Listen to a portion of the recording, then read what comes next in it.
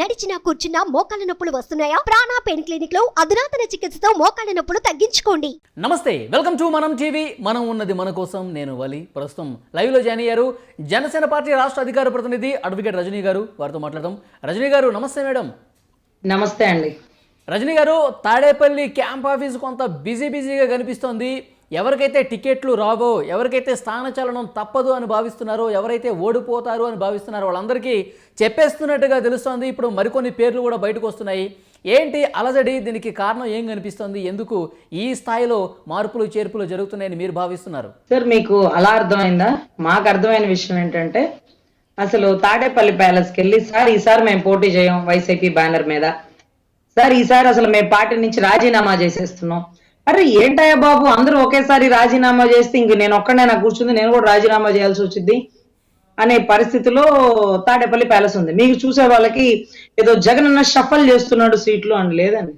అసలు ఎవ్వరు పోటీ చేయడానికి సిద్ధపడట్లా. మేము వద్దు, అసలు ఈ బ్యానర్ కింద మేము పనిచేస్తే మమ్మల్ని ఊస్తారు ఊళ్ళో, ఇప్పటికే తిడుతున్నారు. ఓట్లు వేయిపోగా జనాల్లో బయట తిరగలేని పరిస్థితి. అంతకుముందు పోటీ చేసి ఓడిపోతే వ్యాపారాలు చేసుకోలేని పరిస్థితి. ఎందుకంటే గెలిచిన వైసీపీ వచ్చి పాపం టీడీపీ వ్యాపారాలు లేకపోతే జనసేన వాళ్ళ వ్యాపారాల మీద దెబ్బ కొడుతున్న పరిస్థితి. కానీ ఈసారి ఏమవుతుందంటే, వైసీపీ ఓడిపోతే జనాల్లో తిరగలేని పరిస్థితి. వ్యాపారాల సంగతి దేవుడేరు, అవమానం అనమాట. ఇప్పుడు అంబటరాంబాబు గారు ఖమ్మంలో పడితేనే జనాలు అమ్మడబడుతుంటే ఇక ప్రోటోకాల్ లేకుండా బయటికి వెళ్ళగలుగుతారో చెప్పండి? ఎమ్మెల్యే పోస్ట్ పోతే ప్రోటోకాల్ ఉండదు, కొడాలి నాని అన్నకి ప్రోటోకాల్ ఉండదు, రోజక్కకి అసలు ఏ కాలు ఉండదు. మరి అప్పుడు ఎట్లా పోవాలా? జబర్దస్త్ కిట్లకి వెళ్ళాలన్నా, బయటికి వెళ్ళాలన్నా. సో గతం ప్రభుత్వ రాజకీయాలు వేరు, ఇప్పుడు రాబో రాజకీయాల్లో రోడ్ల మీదకి తిరిగే పరిస్థితుల్లో జనాలు లేరు. ఎందుకంటే ఈ రోజు ఉట్టికెక్కలేనమ్మా ఆకాశానికి ఎక్కిద్దా, అక్కడ చెల్లని కాయిన్ ఇక్కడ చెల్లిద్దా అంటే ఎందుకు ఈ షఫల్స్? ఇలాగ మార్పులు చేర్పులు చేస్తుంది కేవలం ఒక 20-30 మంది అభ్యర్థులేనండి. మిగతా వాళ్ళందరూ సర్దుకొని వెళ్ళిపోయే పరిస్థితి. ఆల్రెడీ చెప్పారు, ఇప్పుడే వద్దమ్మా, ఎలక్షన్ కోడ్ వచ్చాక మీరు సర్దండి, ఆ దుకాణం ఏదో ఇప్పుడే సర్దితే కాస్త ఉంటున్న గ్రాఫ్ కూడా పోయిద్ది. ఈ లోపు మేము కొద్దో గొప్ప ఎవరికన్నా ఐపాక్ టీం వాళ్ళకి పేమెంట్ ఇప్పించి వైసీపీ గ్రాఫ్ బాగా పెరిగింది, వచ్చే మూమెంట్ లో మళ్ళీ 175 స్థానాలు కైవసం చేసుకోబోతున్న వైసీపీ అని ఎంతో కొంత డబ్బులు ఇప్పించి చెప్పిస్తాము. అప్పుడు వరకన్నా ఉండండి అంటే ఎంత చెప్పినా ఓట్లేసేది ప్రజలు కదా. ప్రజలు ఆల్రెడీ ఫిక్స్డ్, ఎలక్షన్ జరగలేదు అంత ఏం లేదు. ప్రజలు ఆల్రెడీ ఫిక్స్డ్, ఏ ప్రభుత్వం వస్తుందని వాళ్ళు ఫిక్స్ అయిపోయారు. మీరు ఎలక్షన్ పెట్టారనుకోండి, వాళ్ళు ఓటేసి సమాధానం చెప్తారు. సో ఆ రకంగా జనాలు వాళ్ళంతటా వాళ్ళ వెళ్ళిపోతున్న దాన్ని జగనన్న మార్చి టికెట్లు కొత్త వాళ్ళకి ఇచ్చినా, లేకపోతే ఉన్న నియోజకవర్గాలు కాకుండా వేరే నియోజకవర్గాల్లో వాళ్ళని పెట్టినా, ఇప్పుడు మంత్రులు దాదాపు 80% మంది మంత్రులను మార్చేస్తున్నారంట రజనీ గారు. దీనివల్ల ఏమన్నా కొంతమేరకు కూడా ఉపయోగం ఉండదంటారా? సార్, 80% మంది మంత్రులు. సో ఈ మంత్రులు అనే వాళ్ళు ఎవరంటే, రేపు మా కోర్టులో ముద్దాయిలు. గుర్తుపెట్టుకోండి, ప్రతి మంత్రిత్వ శాఖలో, నీటిపారుదల శాఖలో ఏ ప్రాజెక్ట్ కి ఎంతని చెప్పి తీసుకున్నారు, అక్కడ ఖర్చు పెట్టినది మొత్తం ఎంత, దానికి సంబంధించిన లెక్కలు, ఆర్టీ యాక్ట్ ప్రకారం అడగవలసినటువంటి టోటల్ ఇన్ఫర్మేషన్ గ్యాదర్ చేసి పక్కన పెడితే, పశు శాఖ మార్చులైనటువంటి డాక్టర్ గారు, ఏది మన శ్రీకాకుళం కళాశ డాక్టర్ గారు, అదే రకంగా ఏదైతే రోజక్క పర్యాటక శాఖ మార్చులు, ఏది గ్రీన్ ట్రిబ్యునల్, అరకులో పంట పండించి లేకపోతే పర్యాటకాన్ని పెంచడం అంటే గంజాయి పంట పండించడం, అక్కడక్కడ భూములు పర్యాటక శాఖ డెవలప్మెంట్ కోసం అని చెప్పి తీసుకోవడం, చాలా ఏరియాల కేసులు దండిగా రెడీగా ఉన్నాయండి. సో కేవలం ప్రభుత్వం మారిపోతే ప్రతి మంత్రి పదవిలో ఉన్న వ్యక్తి విద్యాశాఖలో అంటే బెల్టులకి ఎంత ఖర్చు అయినాయి, బోట్లకి ఎంత ఖర్చు అయినాయి, నాడు నేడికి ఎంత ఖర్చు అయినాయి, ఎంత తొక్కారు, ఎంత నొక్కారు, ఎంత పక్కదో పట్టించారు. సో ఈ మంత్రులందరూ ఇరుక్కుపోయే వాళ్ళే. మళ్ళీ వీళ్ళు ఎక్కడో చోట ఎమ్మెల్యేగా అయితే కష్టమా అసలు, లేకపోతే ఈ మంత్రులందరినీ ఓడిపోయే చోట్ల నుంచోబెట్టి ఓడించడమే అంతిమ లక్ష్యంగా పెట్టుకున్నాడా? అసలు ఓడిస్తే ఈ కేసుల దెబ్బ తాళలేక పారిపోతారా? నోరు విప్పి నిజం చెప్పి, సార్ మాకేం తెలియదు, అంతా జగన్మోహన్ రెడ్డి గారు చెప్తేనే చేశాము అన్నట్టుగా నోరు విప్పి బయట పెడతారనేది చూడాలి. అంటే జగన్మోహన్ రెడ్డి గారు నా బీసీలు, నా ఎస్సీలు, నా ఎస్టీలు అంటూ ఉంటారు, కానీ ఇప్పుడు టికెట్లు నిరాకరించే విషయంలో, స్థానచలనం జరిగే విషయంలో వాళ్ళే ఎక్కువగా ఎఫెక్ట్ అవుతున్నారు అని చెప్పి ఒక చర్చ జరుగుతుంది. ఏమంటారు? సార్, ఆయనతో పాటే నా ఎస్సీలు, నా బీసీలు. సార్ ఆయన ఎలాగో ఓడిపోతాడు, మరి నా ఎస్సీలు, నా బీసీలు ఓడిపోద్దా? పులివెందులో ఆయన ఓడిపోతాడు. చిన్న ఆయన నరికేసి పొడి చేసి గొడ్డలు కనపడక కుటుంబ కథా చిత్రంలో సిబిఐ వాడు ఊరంతా తిరుగుతుంటే ఏంద్రా ఈ మర్డర్లు చేసేవాడిని ఇంకా రాజకీయాల్లో కూర్చోబెట్టేది, ఎట్ట ఓటేయాలో మాకు తెలుసని పులివెందుల మొత్తం కంచుకట్లలాగా గట్టి కూర్చున్నారు. వైనాటు కుప్పం అంటున్నారు, 175కి 175 మేమే గెలుస్తామంటున్నారు. మీరు ఇప్పుడు పులివెందులే క్వశ్చన్ మార్క్ పెడుతున్నారు మీరు. సార్ పులివెందల మీద దమ్ముంటే పులివెందల మీద గెలిచి మాట్లాడమనండి. ఏది బీటెక్ రవిని అరెస్ట్ చేసి కుమ్మి గన్ను నెత్తి మీద పెట్టి పాయింట్ బ్లాక్ లో కాలుస్తామన్నా బీటెక్ రవి తగ్గేది లేకుండా బయటకు వచ్చి ఎలక్షన్ బరిలోకి దిగుతుంటే ఇంకా కూడానా రాజసం అంటే ఎలా ఉంటదంటే పులివెందల్లోనే బంతి పూల జాతర రానున్న కాలంలో. పులివెందల్లోనే లోకేష్ గారి అద్భుతమైనటువంటి పాదయాత్ర వండర్ఫుల్ సక్సెస్. అదే రకంగా పులివెందల్లో ఏది వివేకానంద రెడ్డి గారి అభిమానుల నుంచి జగన్మోహన్ రెడ్డి గారికి వ్యతిరేకత, అవినాష్ అంటే పడని వాళ్ళ దగ్గర నుంచి జగన్మోహన్ రెడ్డికి వ్యతిరేకత, సో భారతీయ కుటుంబంతో సంబంధం లేని వాళ్ళ నుంచి జగన్మోహన్ రెడ్డికి వ్యతిరేకత. మరి ఎవరితో సతిరేకత అనేది ఉందో నాకైతే తెలియదండి. సో రానున్న కాలంలో ఎలక్షన్ మూమెంట్ లో ఖచ్చితంగా పులివెందుల్లో గెలిస్తే అసెంబ్లీలో అడుగు పెడతాడు, అంటే మా అమరావతిలో అడుగు పెడతాడు. మా అమరావతిలో అడుగు పడకుండా ఉండాలంటే అసెంబ్లీలో కూడా గెలవకూడదు, అసలు అంటే ఇంట్లోంచి అడుగు బయట వెయ్యకూడదు. ఆ మాదిరి పనిష్మెంట్ ఇస్తారండి. వైనాట్ కుప్పం కాదండి. ముందు పులివెందులో ఎలా గెలవాలి, మార్కెట్లు లేకుండా ధైర్యంగా నీ సొంత పుట్టిన ప్లేసుల్లో నువ్వు దమ్ముంటే పులిలాగా నడువు చూద్దాం. అటో గన్మెన్ ఇటో గన్మెన్ లేకుండా అసలు రోడ్డు మీద నడుచుకుంటూ వెళ్ళు. ఆ సందు స్టార్టింగ్ లోంచి నీ ఇంట్లోకి వెళ్ళు, తర్వాత మాట్లాడుకుందాం. అది పరిస్థితి అండి ఈరోజు. కానీ రజనీ గారు, ఏ నియోజకవర్గంలో ఏంటి పరిస్థితి, మనకి ఎక్కడ నష్టం కలుగుతుంది, ఎక్కడ మనం వీక్ ఉన్నాం, ఈ మొత్తం క్యాలిక్యులేషన్ అంతా జగన్మోహన్ రెడ్డి గారికి బాగా తెలుసు. అందుకే ఈ మార్పులు చేర్పులు జరుగుతున్నాయి. టీడీపీ జనసేన కలిసి వచ్చినా సరే, ఎవరు ఎంతమంది కలిసి వచ్చినా సరే ఈసారి మళ్ళీ కొట్టేది వైసీపీనే అని కొంత విశ్లేషణ జరుగుతుంది. ఆ యాంగిల్లో ఏమంటారు మీరు? మళ్ళీ కొట్టేది వైసీపీ అంటే ఏంటి సార్? పెడకలు ఆమె కొడుతుందా వైసీపీ? ఫ్రెష్ గా గేద వేసిన పేడ నుంచి తీసినటువంటి పెడకలు ఫ్రెష్ గా ఒక్కసారి ఎలాగైనా గెలవాలన్న కసి జగన్మోహన్ రెడ్డి గారిలో ఉందంట. అఫ్ కోర్స్ ఆయనకి అవసరం అండి, గెలవడం అనేది ఆయనకి నీడ్ అనమాట.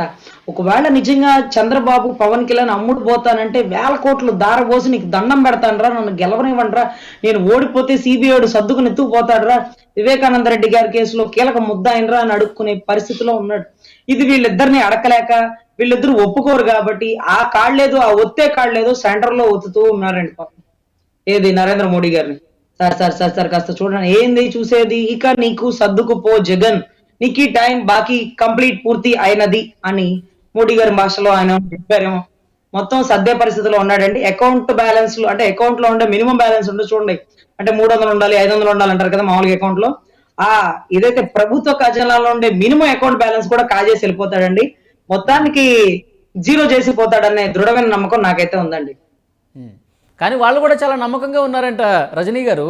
ఎవరికి మేము లబ్ధి చేకూర్చాము, సంక్షేమ పథకాలు ఎంతమందికి వెళ్ళాయి, మా ఓట్ బ్యాంక్ ఏంది, మాకు క్లారిటీ ఉంది, రేపు జరగబోయేది మీరే చూస్తారు అని చెప్పేసి వైసీపీ నాయకులు చెప్తున్నారు. ఏమంటారు? అవును సార్, కురుక్షేత్రంలో కౌరవులకు కూడా మంచి క్లారిటీ ఉందండి. 100కు పైగా మేము ఉన్నాం, అవతలోడు 5గురే ఉన్నారు. వాళ్ళు ఇప్పుడు దాకా అజ్ఞాతంలో అడవుల్లో ఉన్నారు, మనం చూసి భయపడి దాక్కుని ఇప్పుడు బయటకు వచ్చి ఏం చేస్తారు అనుకున్నారండి. అయిపోయింది, మహా భగవద్గీత అయింది చూడండి, ఆ రకంగా అయిందండి చిడతలు. సో దయచేసి ఎవరి బలాబలాలు కాదండి, ఇక్కడ ప్రజలు అవేర్నెస్ అయ్యారు, ప్రజలు మేల్కొన్నారు, ప్రజలు తెలుసుకున్నారు, ప్రజలు ఇప్పటి వరకు మోసపడ్డారు. అంటే ఆయన చెప్తున్న కారణాలు ఏవైతే ఉన్నాయో, నాయన చనిపోయినాడు, చిన్నాయన నరకబడినాడు, నా మీదకు దాడి చేయబోయినారు, నా తల్లి చెల్లిని నన్ను ఇబ్బంది పెట్టినారు, నా కుటుంబాన్ని రోడ్డున వేసినారు, ఈ కథలన్నీ దొంగ కేసులు నా మీద వేసినారు, సిబిఐతో సర్దిచ్చినారు, నన్ను అరెస్ట్ చేయించినారు, నా బతికేంది, నా పరిస్థితి ఏంటి అంటూ చిరతలు కొడుతుంటే అయితే పాపం అనుకున్నారు. కానీ వీటి అన్నిటికీ కర్త కర్మ క్రియ ఇతనేనా, ఓరి నాయనో అని రాష్ట్ర ప్రజలు భయభ్రాంతులకు గురవుతున్నారు. రోజు ఎంత దారుణం అంటే ఆర్టీసీ బస్సు హార్న్ కొడితే వైసీపీ ఓడికి కోపం వచ్చిందా, కోపం వచ్చి ఒక 50-60 ఏళ్ల పెద్దవాడిని తీసుకొచ్చి రేల కొడతాడు రోడ్డు మీద దింపి యూనిఫామ్ తో ఉన్నవాడిని. ఇంకా కూడా ఎందుకు ముందుకెళ్తే అసలు ప్రజాస్వామ్యంలో దళితుల మీద జరుగుతున్న దాడుల ఇంటి ముందు రోడ్డు ప్యాక్ చేసేసేది డోర్ డెలివరీ చేసిన నీ ఎమ్మెల్సీ స్థానం నుంచి ఎమ్మెల్యేకి ప్రమోషన్ ఇస్తాడా? ఇక మరి మన పరిస్థితి ఏంటి? 14 సంవత్సరాలు ముఖ్యమంత్రిగా ఉన్నాడు, 52 రోజులు జైల్లో ఉన్నాడా? మరి నిన్ను నన్ను అరెస్ట్ చేస్తే దిక్కేవడరా బాబు, ఇలాంటి నీకు గద్దె దించకపోతే రేపు నీ పరిస్థితి నా పరిస్థితి అంతే. 33,000 ఎకరాల్లో గచ్చిబౌలీలు, సైబరా టవర్స్, ఎన్ని బిల్డింగ్లు, ఎన్ని కంపెనీలు వచ్చే పరిస్థితిని దిగజార్చి ఈ రోజు డిగ్రీ చదువుకున్న పాపానికి 5,000 వాలంటీర్ ఉద్యోగమా? రాష్ట్రానికి భవిష్యత్ ఏది? రాజధాని లేని రాష్ట్రం ఏది అంటే ఆంధ్ర రాష్ట్రం వైపు చూపిస్తున్న పరిస్థితి.